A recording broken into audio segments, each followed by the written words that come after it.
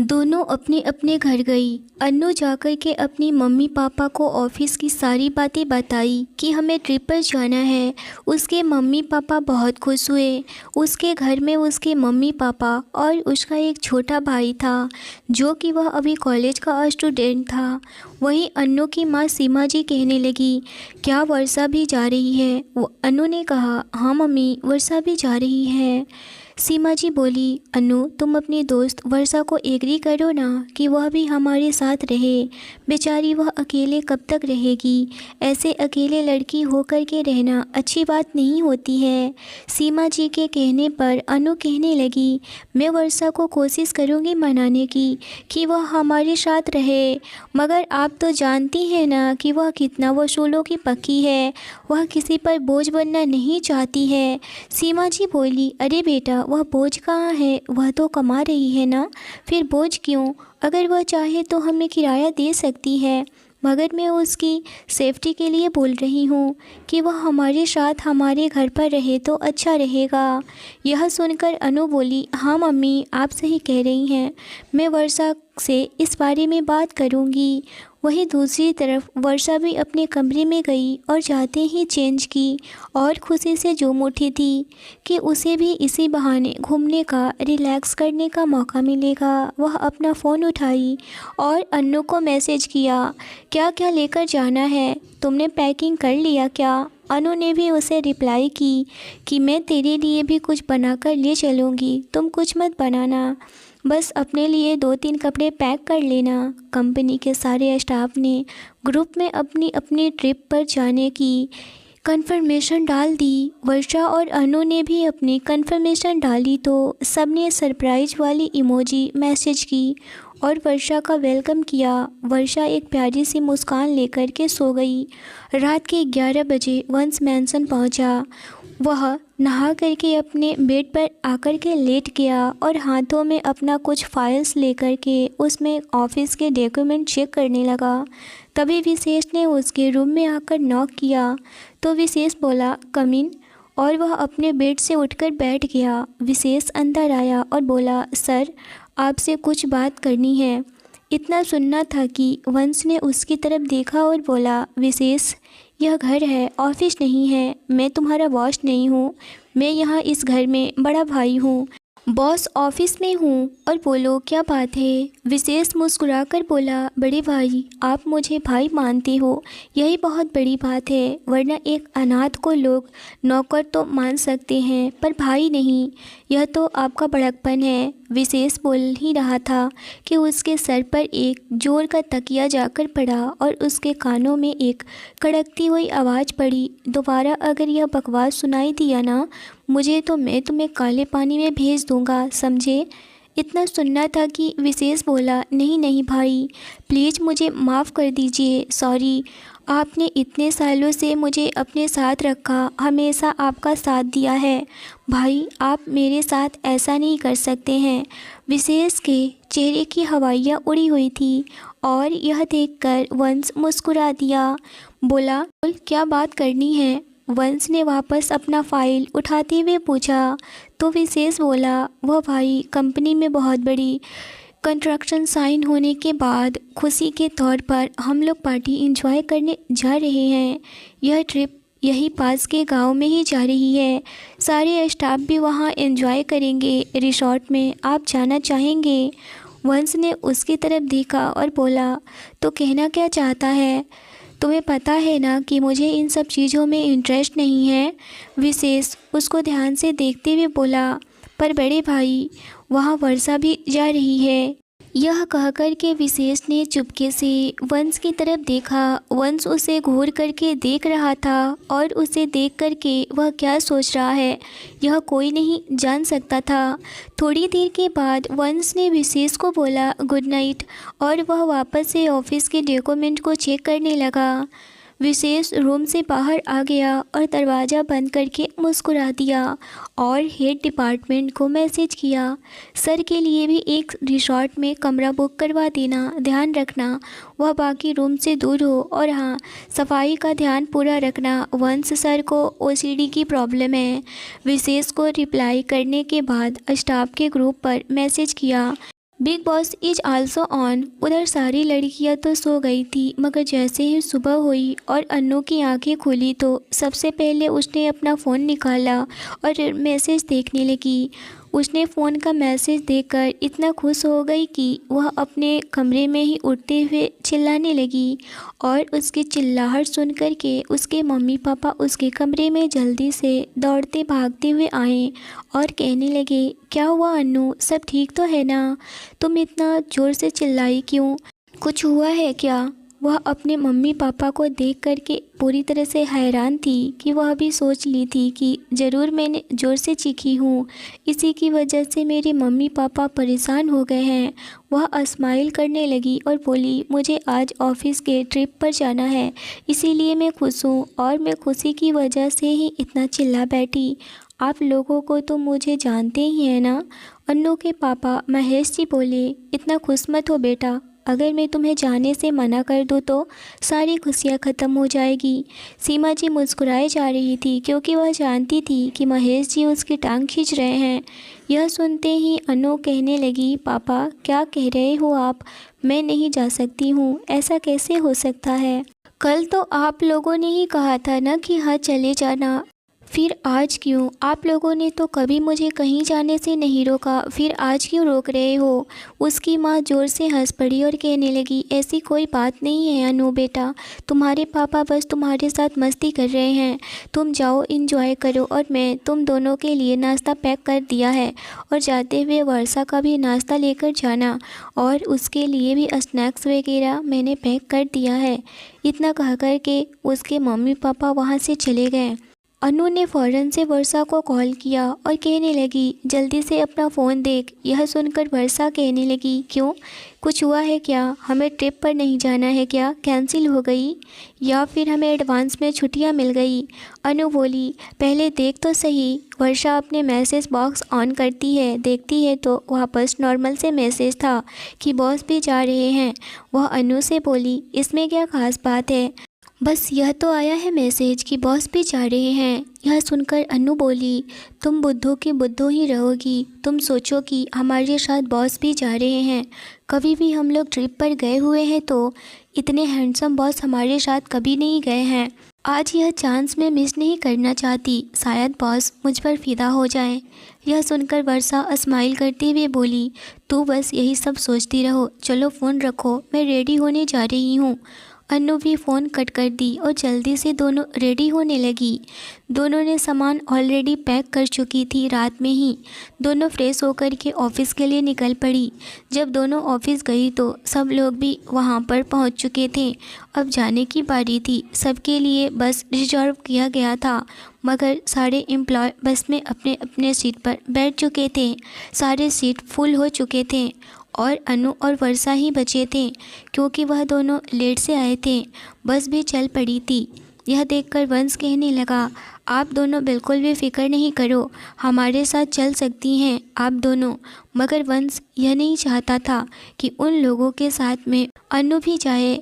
वह तो सिर्फ वर्षा के साथ अकेले टाइम स्पेंड करना चाहता था। वही वर्षा चौंक करके बोली, तो क्या हम बस में नहीं जा सकते हैं? बस तो हमारे लिए रुक सकती थी ना? विशेष सामने आया और बोला, मिस वर्षा जी, ऐसा नहीं हो सकता है। बस पूरी तरह से फुल हो चुका था। हमें नहीं पता था कि आप दोनों लोग बच जाएंगे। हमें लगा आप दोनों लोग टाइम पर आ गई हैं और बस में बैठ गई हैं। वैसे कोई बात नहीं है। अनु जी, आप मेरे साथ चलिए।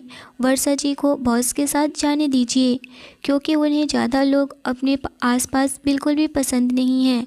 अनु तो सोच रही थी कि मैं इतने हैंडसम बॉस के कार में बैठकर जाऊंगी, कितना अच्छा लगेगा, मगर विशेष के बातों से वह पूरी अपसेट हो गई थी और वर्षा अकेले वंश के साथ जाना नहीं चाहती थी।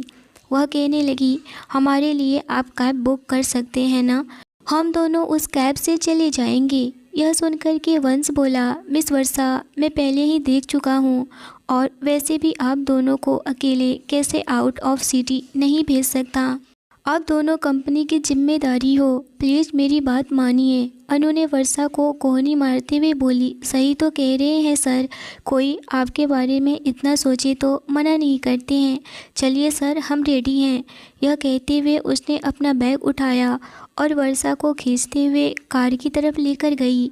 जब वर्षा के साथ अनु को भी जाते हुए देखा तो वह झुंझुला गया और अपना माथा रगड़ते हुए बोला, तुम्हें पता है ना कि मुझे सफोकेशन होती है ज़्यादा लोगों में। विशेष ने हैरानी से उसकी तरफ देखा। पहले तो उसे कुछ समझ नहीं आया, फिर उसने तो वर्षा और वंश को साथ लाने के लिए इतना सब कुछ किया, फिर वह वंश खुश नहीं है। पर फिर अगले ही पल उसे समझ आ गया कि अनु और उसके होते हुए तो उसका वर्षा के साथ होने का भी कोई फ़ायदा नहीं है। इसीलिए वर्षा और अनु को भी वंश की बात सुनकर बुरा लगा, तो उसने विशेष से कहा, सर हम दोनों कैब कर लेंगे, आप जाइए। वंश ने वर्षा का गुस्सा वाला चेहरा देखा तो उसे हंसी आ गई, पर वह अपने हंसी को कंट्रोल करते हुए बोला, विशेष इज ऑन द वे।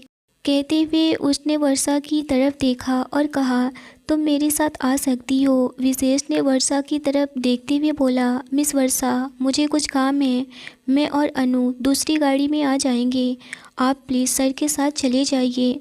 पर वर्षा वंश के साथ जाने से हिचकिचा रही थी।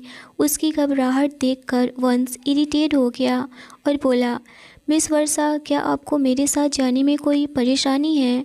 वर्षा बोलना तो चाहती थी, पर जब उसने वंश की गुस्से से जलती हुई आंखों को देखा तो उसका सर अपने आप ही ना में हिल गया और वह चुपचाप से अपना बैग पीछे रख कर के गाड़ी में बैठ गई और कार का दरवाज़ा बंद कर दिया।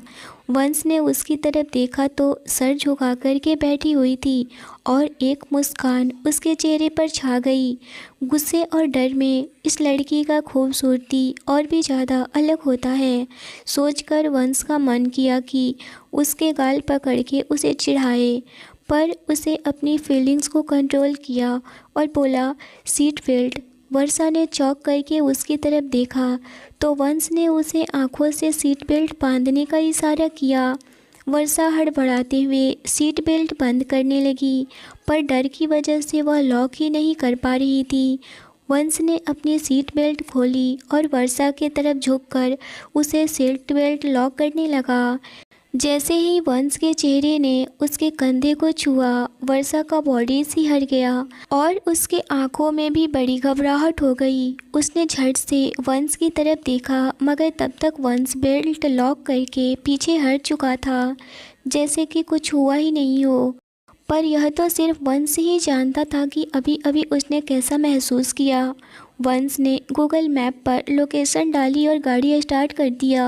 गाड़ी की स्पीड बहुत हाई थी, हाईवे पर दौड़ रही थी। वर्षा कार की खिड़की के बाहर देख रही थी, साथ में गुजरती हुई गाड़ियाँ और हाईवे के नीचे से गुजरते हुए सड़कें, पेड़, खेत देख कर के वर्षा के चेहरे पर मुस्कुराहट तैर गई।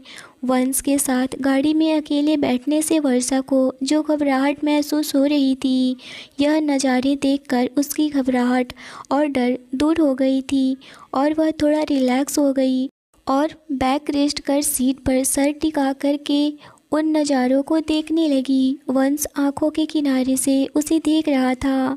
वर्षा के कार में बैठने से अब तक उसने एक शब्द नहीं बोला था, बस उसे थोड़ी थोड़ी देर में उसे आंखों के किनारे से वंश देख लिया करता था, मगर वह भी कुछ नहीं बोला था। वंश अच्छे से जानता था कि वर्षा उसके साथ ज़्यादा कंफर्टेबल नहीं है, इसीलिए वह शांत था। हालांकि उसका मन कर रहा था कि उससे बात करने का, वर्षा की आवाज़ सुनने का। वंश बेताब था, पर वर्षा को रिलैक्स करना उसकी प्रायोरिटी थी, इसीलिए वह कुछ नहीं बोला। वर्षा दिन भर के काम से थकी हुई थी और बाहर का नज़ारा देखते देखते गाड़ी में शांत माहौल में उसे नींद आ गई थी। उसे सोता हुआ देखकर वंश ने गाड़ी साइड में रोक दिया और गाड़ी की डिक्की से एक कंबल निकाला और उसके ऊपर डाल दिया। वर्षा को कंबल के अंदर जब गर्माहट महसूस हुआ तो वह मुस्कुराते हुए और भी ज़्यादा आराम से गहरी नींद में सो गई। वंश ड्राइविंग सीट पर आकर बैठ गया और उसने दोबारा से एक नज़र वर्षा के चेहरे पर डाली। वर्षा का गुलाबी चेहरा, उसकी वह गुलाबी लिप्स, गहरी काली भावें और काले आईलाइनर और ऊपर से सफ़ेद गोरा रंगत, मुलायम कंबल सोते हुए वर्षा एक प्यारी सी बच्ची लग रही थी। और इस प्यार से चेहरे की मासूमियत 28 साल के वंश सिंघानिया के दिल में तूफ़ान मचा दिया था। वंश का मन कर रहा था कि वह वर्षा को बाहों में भरकर इतना प्यार करे, उसके चेहरे और उसकी इन प्यारे लबों को किस करे, तब जब तक कि उसका दिल न भर जाए। वंश ने वर्षा को नज़र भर कर देखा और फिर एक गहरी सांस लेकर हंस दिया और कहा, वर्षा, तुम मुझे टॉर्चर करने के लिए ही मेरी ज़िंदगी में आई हो ना, आफत की पुड़िया हो। वंश ने वापस से ड्राइविंग करना शुरू कर दिया, कोहनी तक मोड़ी हुई शर्ट से स्टीयरिंग व्हील्स पर कुशलता से चलाते हुए उसके हाथ इस बात का एहसास दिला रहे थे कि वह ड्राइविंग करने में प्रोफेशनल को भी मात दे सकता है। आखिर वह ड्राइविंग मास्टर जो था, उसे ड्राइविंग करना बहुत ज़्यादा पसंद था। जब भी उसे मौका मिलता वह ड्राइविंग करता, यहाँ तक कि वह ड्राइवर को भी नहीं रखा हुआ था। कभी कभार अर्जेंट में इम्पॉर्टेंट होता तभी वह ड्राइवर से बोल देता था। जब गाड़ी हाईवे से गांव की तरफ मुड़ी तो रास्ता काफ़ी ख़राब। जैसे ही गाड़ी में एक दो जंप लगे तो वर्षा के माथे पर सिकुड़न आ गई। वह डिस्टर्ब हो रही थी। वंश ने उसे देखा तो गाड़ी साइड में रोक दिया और वर्षा फिर से आराम से सो गई। वंश उसे देखकर मुस्कुरा दिया। उसने अपनी सीट बेल्ट खोली और अपनी सीट एडजस्ट की और वर्षा की तरफ मुंह करके लेट गया। रात के करीब 12 बज रहे थे। वर्षा की आंख खुली। वह आंख मलते हुए उठी और आसपास अंधेरा देख करके डर से चीख पड़ी। गहरी नींद से उठने की वजह से वह अभी पूरी तरह से होश में भी नहीं थी। उसे याद ही नहीं रहा कि वह वंश के साथ कार में है। कार में भी अंधेरा था और बाहर भी। वह पूरी तरह से डर गई और बोली, कोई बचाओ, हेल्प करो। इससे पहले कि वह दोबारा चिल्लाती, वंश ने उसका मुंह अपने हाथों से बंद कर लिया, अपने हाथों से बंद कर दिया और उसके पास आकर उसे गले लगा लिया और कहने लगा, relax, you are safe, don't panic.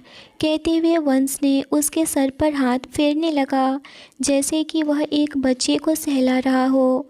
वंश ने धीरे से कार की लाइट ऑन किया और धीरे से वर्षा के कान में कहा, वर्षा देखो, हम सेफ हैं, अपनी आंखें खोलो। वर्षा वंश की कमर को कस के पकड़े हुए थी और उसका चेहरा वंश के सीने में छुपा हुआ था। अपना चेहरा वंश के सीने पर रगड़ी जा रही थी। वंश की सांसें तेज और करंट सा होती जा रहा था। वह अपने आप को कंट्रोल नहीं कर पा रहा था। आज से पहले कोई भी लड़की उसके इतने करीब नहीं आई थी और इतनी डरी और सहमी तो कभी नहीं।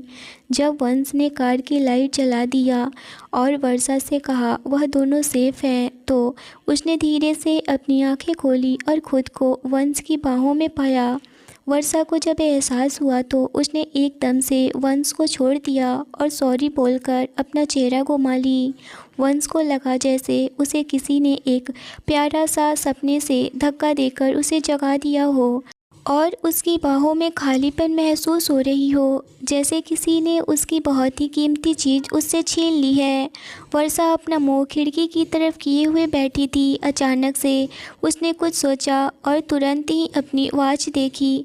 रात के करीब 12 बज रहे थे। उसने सोचा कि ऑफिस से अब तक लोग तो सुबह ही निकले हुए थे, शाम तक तो पहुंच जाना चाहिए था, मगर अभी तक तो यह रास्ते में ही है। अब तक तो सभी लोग पहुंच गए होंगे, उन्हें रिसॉर्ट में होना चाहिए था। उसने वंश की तरफ देखा और बोली, कुछ प्रॉब्लम हो गई है क्या कार में? अब तक रिसॉर्ट में पहुंच जाना चाहिए था ना। पहले ही वर्षा के उसे दूरी बनाने से गुस्सा आया हुआ था और अब वर्षा उसे लेट होने की वजह पूछ रही थी। तो वंश उसे थोड़ी देर तक घूर कर देखते रहा, फिर बोला, गाड़ी में कुछ प्रॉब्लम हो गई थी, अब ठीक है, चलते हैं। इस लड़की को इतना समझ नहीं आता, पहले तो 5 घंटे आराम से सोई और अब हम पहुँचे क्यों नहीं दिख रही है। इससे पहले कि 5 घंटे से इसकी वजह से गाड़ी के अंदर पहरा दे रहा हूँ और इसे एहसास तक नहीं है। पर किसने कहा था वंश सिंघानिया की इतनी बेवकूफ़ लड़की के प्यार में पड़ जा। अब भुगत। वह अपने आप में ही बड़बड़ाई जा रहा था। 1 मिनट, यह सब मैं क्या सोच रहा हूँ। वंश, प्यार, अभी तक तो इसे अच्छे से जानता भी नहीं है। और प्यार क्या हो गया है तुझे? जब से वर्षा से मिला है तब से तेरा दिमाग ख़राब हो गया है। संभल कर जा, इससे पहले कि तू ना घर का रहेगा ना घाट का। सोचते हुए वंश ने गाड़ी आगे बढ़ा दी। करीब आधे घंटे में ही वह लोग होटल के पार्किंग एरिया में पहुंच गए। विशेष और अनु वहां पर पहले से मौजूद थे। वंश ने गाड़ी से बाहर निकल कर के चाबी विशेष की ओर फेंक दिया और बिना पलटे आगे बढ़ गया। विशेष उसे देखकर हैरान हो गया कि यह क्या हुआ। वह तो वंश और वर्षा को इसलिए अकेले छोड़ आया था कि वंश वर्षा से बात कर सके, पर उसे देखकर लगता है कि इन दोनों का झगड़ा हुआ है। ओहो भाई, कब आएगा आपको लड़कियों को समझ। विशेष ने एक ठंडी आहें भरी और गाड़ी से बैग निकाल कर के वंश के पास आ गया। वर्षा और अनु अपने रूम में आ गईं तो अनु खुश होते हुए बोली, वाह यार, तू तो छुपा रुस्तम निकली। वर्षा ने अनु की तरफ कन्फ्यूजन से देखी और बोली, क्या मतलब है तुम्हारा। यह सुनकर के अनु बोली, ओहो, तो अब मैडम इनोसेंट बन रही है।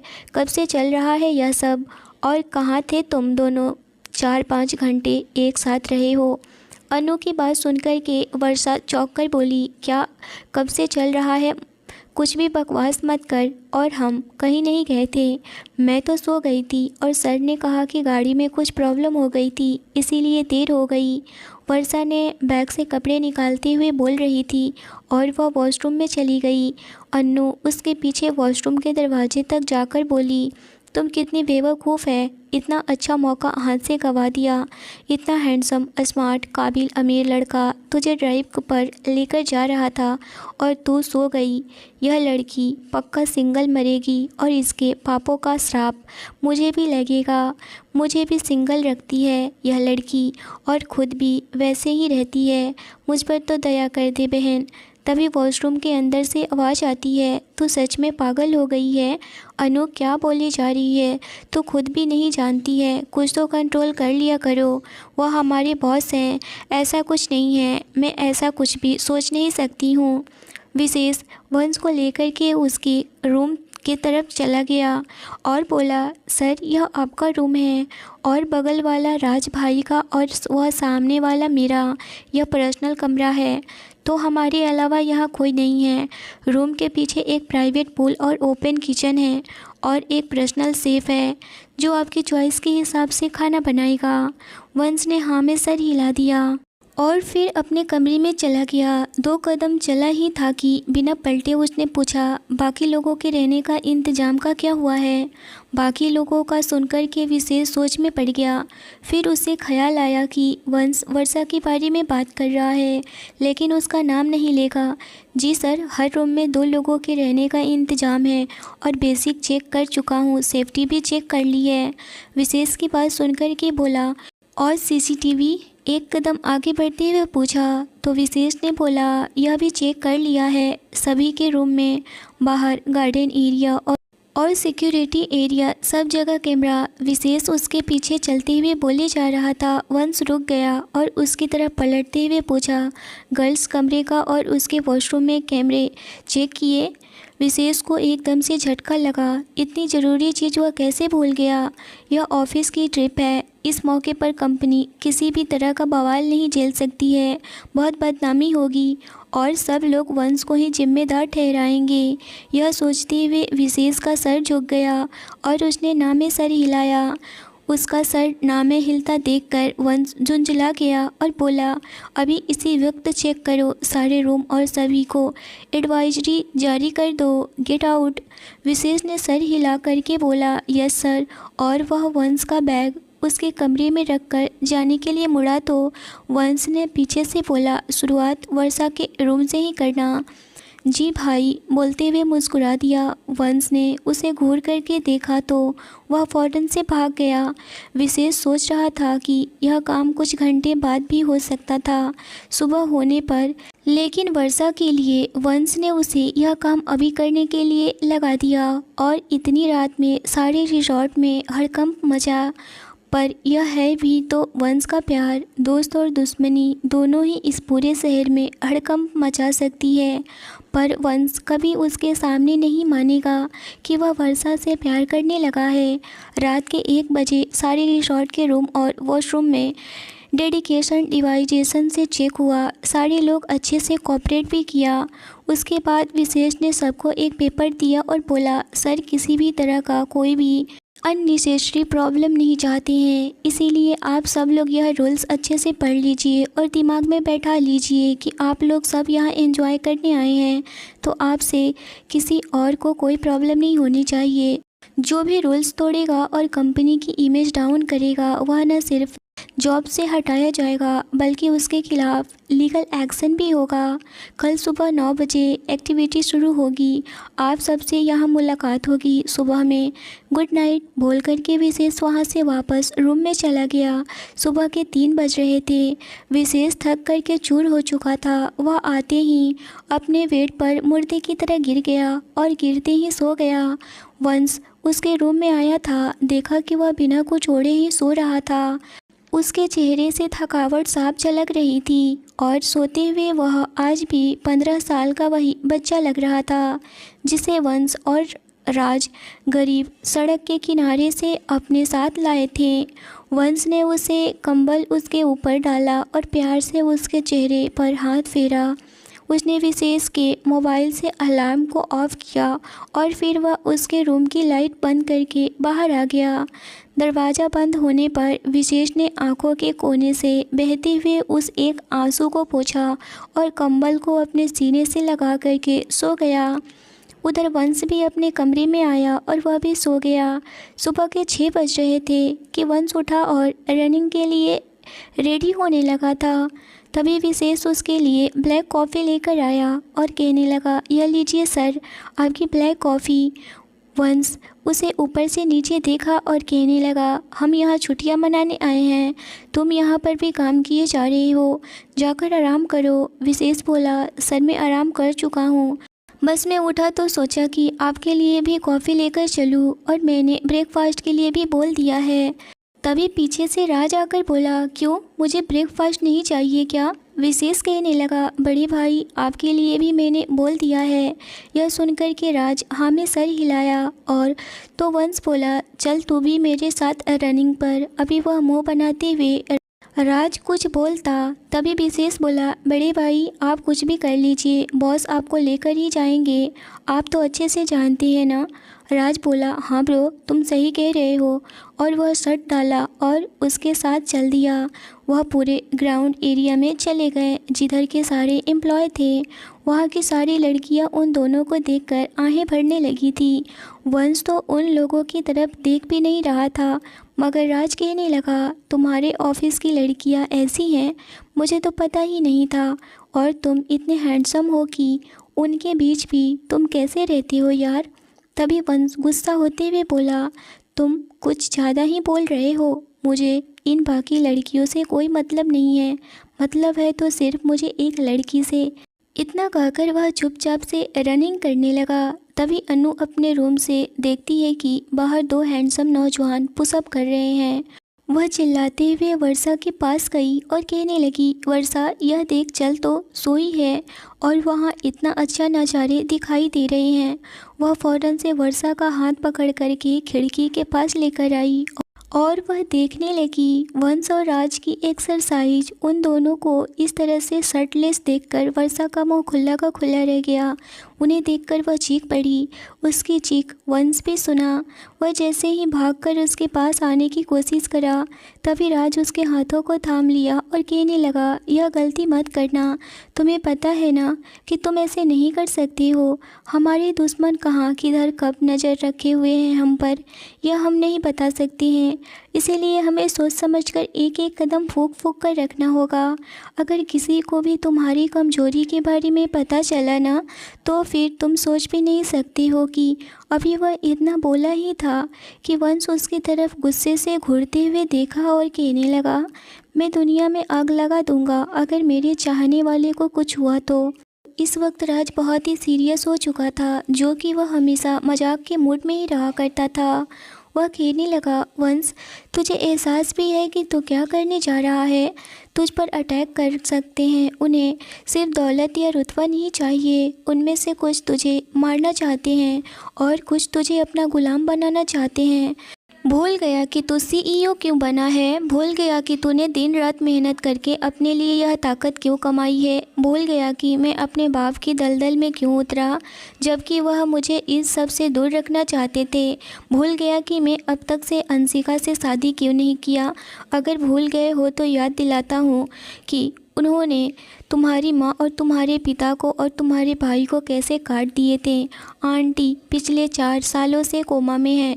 वह माँ जो तेरी सब कुछ हुआ करती थी, फ्रेंड, दोस्त, टीचर, जिसे खुद को हर तरह से काबिल बनाया कि एक दिन वह सिंघानिया ख़ानदान का बिजनेस संभाल सके, ताकि तू अपने लिए वह लाइफ चुन सके जो वह नहीं चुन सकी, ताकि तू वह सब कुछ कर सके जो वह नहीं कर सकी, और वह तुम्हारे पापा अमर सिंघानिया से किया हुआ वादा पूरा कर सके, तुम्हें तुम्हारे सिंघानिया ख़ानदान के वारिस बना सके जब तक वह जिंदा है।